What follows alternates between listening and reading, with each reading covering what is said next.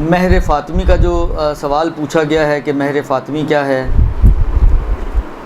اس کے بارے میں اتفاق ایسا ہے کہ جب میں آغا سیستانی کے استفتاءات دیکھ رہا تھا تو آغا سیستانی کے استفتاءات میں ایک یہی سوال بعینہ ہی پوچھا گیا ہے کہ مہر فاطمی کتنا ہے،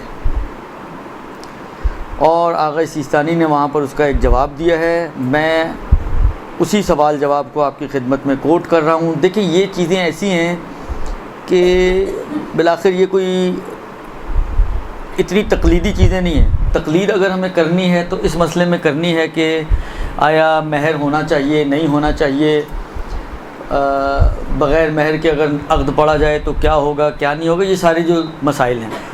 اما مقدار کے لیے قانون انہوں نے دیا کہ ہر وہ چیز جو مالیت رکھتی ہو، قیمت رکھتی ہو، کوئی بھی ایسی چیز جو ہے وہ مہر قرار پا سکتی ہے۔ تو اب کتنا ہونا چاہیے، اس کی اہمیت اس قانون کے بعد اتنی زیادہ باقی نہیں رہتی ہے۔ وہ آپ کا دل چاہ رہا ہے 50 روپے رکھیں، آپ 50 روپے رکھ دیں۔ آپ کا دل چاہ رہا ہے آپ 5 لاکھ روپے رکھیں، اگر لڑکا مان دے تو آپ 5 لاکھ روپے رکھ لیں۔ اچھا، یہ بھی عرض کر دوں، ہاں عام طور پر ہمارے معاشرے میں مہر ماں باپ طے کرتے ہیں، بچوں کو خبر بھی نہیں ہوتی۔ جس کا نکاح ہو رہا ہے، جس کے ساتھ نکاح ہو رہا ہے، ان کو پتہ ہی نہیں کہ کیا ہے مہر۔ دیکھیں، دو چیزیں ہوتی ہیں۔ ایک مرتبہ یہ ہوتا ہے کہ لڑکی نے یا لڑکے نے اپنے ماں باپ کو اتھارٹی دی ہے، اختیار دی ہے کہ ہماری طرف سے ہمارے بہاف پر آپ مہر کو طے کریں۔ تو یہ شکل، اس کی شرعی شکل بن سکتی ہے کہ جی ماں اور باپ، یا خالی باپ دونوں طرف کے، یا خالی مائیں دونوں طرف کی، یا ماں باپ اس طرف کے اور ماں باپ اس طرف کے، یہ وکیل ہیں لڑکے اور لڑکی کی طرف سے، اور ان کی وکالت میں مہر کو طے کر رہے ہیں۔ تو یہ شرعاً بالکل صحیح ہو جائے گا، اس میں کسی قسم کا کوئی شک و شبہ نہیں ہوگا۔ لیکن ہمارے ہاں تو وکالت تو اصلاً ہوتی نہیں کوئی چیز، ڈنڈا ہوتا ہے ہر چیز، درست؟ لہٰذا اگر بچوں سے پوچھا جائے، اکثر یہ ہوا میرے کو، مثلا فرض کریں کسی نے کہا کہ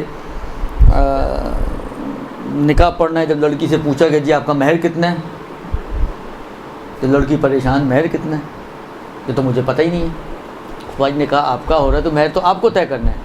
مہر کو طے کرنا یہ ابتدائی طور پر لڑکے اور لڑکی کا حق ہے۔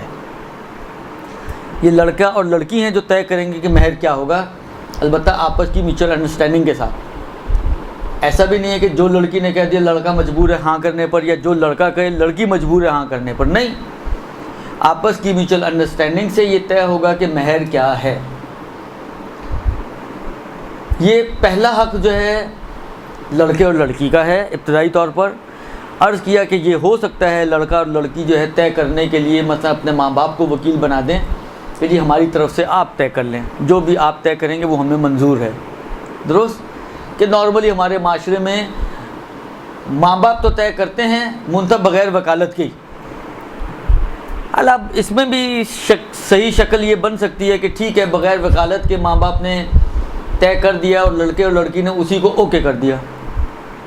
مثلا فرض کریں میرے ماں باپ نے پوچھے بغیر مجھ سے، مثلا بعض کہتے ہیں جی 14 معصوموں کے نام کے 14,000 روپے، خوب 14,000 روپے رکھ دیے۔ حالانکہ 14 معصوموں کے نام پہ 14 لاکھ بھی رکھے جا سکتے ہیں، لیکن رکھتے 14,000 ہی ہیں۔ خوب 14,000 رکھ دیا آپ نے جناب۔ میں نے کہا ٹھیک ہے اوکے مجھے منظور ہے، لڑکی نے بھی کہا اوکے ٹھیک ہے مجھے بھی منظور ہے، تو پھر یہ چل سکتا ہے۔ لیکن بالآخر لڑکے اور لڑکی کے لیے ضروری نہیں ہے کہ وہ اس مہر کو کہ جو ماں باپ نے طے کیا ہے اس کو اوکے کریں، چاہیں تو کریں، چاہیں تو چینج کر کے اپنی مرضی سے کوئی بھی مہر رکھ سکتے ہیں۔ تو اصل یہ حق لڑکے اور لڑکی کا ہے، وہ جو ہیں مہر کو طے کرتے ہیں۔ لیکن اب مسئلہ وہ یہ ہے کہ حق تو لڑکے اور لڑکی کا ہے، لیکن آیا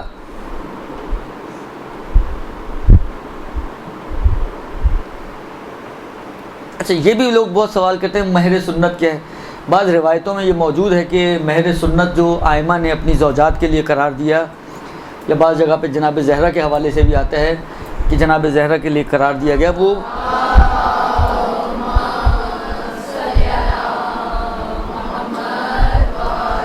جو 500 درہم ہے، جس کی مقدار 500 درہم ہے۔ یہ درہم دبئی کے درہم نہیں ہیں، یہ درہم اس زمانے کے درہم ہیں جو چاندی کا سکہ ہوا کرتے تھے، اور سوچا تھا لیکن موقع نہیں مل سکا مجھے کہ میں اس کو بھی تھوڑا سا کیلکولیٹ کر کے لاتا. اگر آپ کو یاد ہو پچھلی دفعہ میں نے چاندی کا ریٹ آپ کو بتایا تھا شاید, درست؟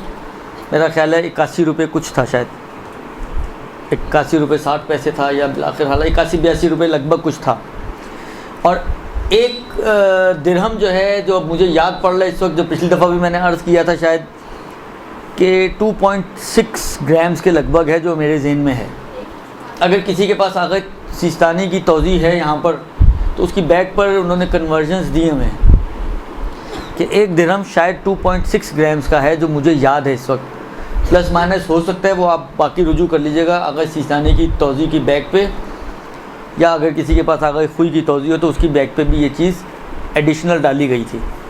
حالانکہ اگر ہم 2.6 کو مد نظر رکھیں تو ایک درہم is equal to 2.6 grams silver, درست؟ اور 500 درہمز کتنے ہو جائیں گے؟ 500 انٹو 2.6 گرامز. تو یہ کم و بیش میرا اندازہ یہ ہے کہ 6×5=30 یعنی 1300 کے لگ بھگ بن جائیں گے, 1300 گرامز کے لگ بھگ بن جائیں گے. کیونکہ 2 گرامز اور 500 تو 1000 گرام تو یہی بن گئے. 0.6 بھی ہے تو 0.6 کو 2 سے اگر آپ ملٹیپلائی کریں, 500 سے ملٹیپلائی کریں تو 6×5=30 300 کے قریب وہ بننے چاہیے. تو 1300 گرام ہیں جی 1300 گرام مہر سنت بن جائے گا درہم سلور. اور 1 گرام سلور تقریباً, حالانکہ اگر آپ 82 سے بھی ملٹیپلائی کریں تو 1300 ملٹیپلائی بائی 82, اب جو بھی جواب آئے اتنا, اب اس سے زیادہ حساب میرا جواب دے جائے گا, درست؟ اگر آپ لوگوں کے پاس کیلکولیٹر موجود ہے کسی کے پاس, جی 3,06,000 1,06,000 بقول ان کے, درست؟ اعلیٰ یہ لگ بھگ یہی بنے گا جو انہوں نے بیان کیا ہے. 2.6 انٹو 500 انٹو, اعلیٰ 82 مجھے تھوڑا زیادہ لگ رہا ہے, لیکن راؤنڈ فگر کے لیے 1,06,600 روپے یہ مہر سنت بنتا ہے مقدار کے اعتبار سے. اگر اس کو روپوں میں آپ تبدیل کریں تو 1,06,600 روپے. یہ آج کے ریٹ کے حساب سے یہ پلس مائنس ہو سکتا ہے.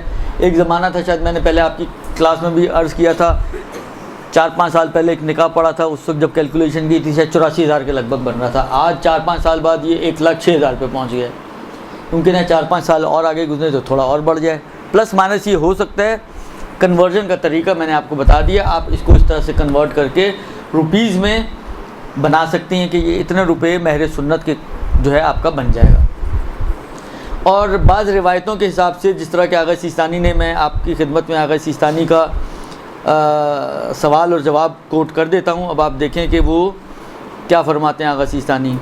سوال یہ پوچھا گیا ہے کہ مہر فاطمی کی مقدار کیا ہے. البتہ آغا نے 2 چیزیں بیان کیا. فرماتے ہیں کہ بعض روایات معتبرہ میں یہ آیا ہے کہ جناب زہرا سلام اللہ علیہ کا مہر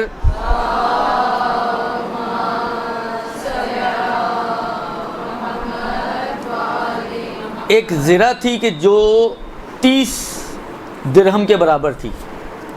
کہاں 500 کہاں 30, یعنی 470 درہمز کم ہیں یہ. بس بعض معتبر روایتوں میں جناب زہرا کا مہر ایک زرہ تھی کہ جو برابر تھا 30 درہم کے. تو اس کے حساب سے اگر آپ دیکھیں تو 30 انٹو 2.6 انٹو 82, تو یہ بہت ہی کم مقدار بنے گی. شاید یہ پتہ نہیں 14,000 تک بھی پہنچتی ہے نہیں پہنچتی ہے, درست؟ 30 انٹو 2.6 انٹو مثلاً 82, تو یہ جو بھی اماؤنٹ بنے گی ان روایتوں کے اعتبار سے یہ مہر فاطمی ہو جائے گا.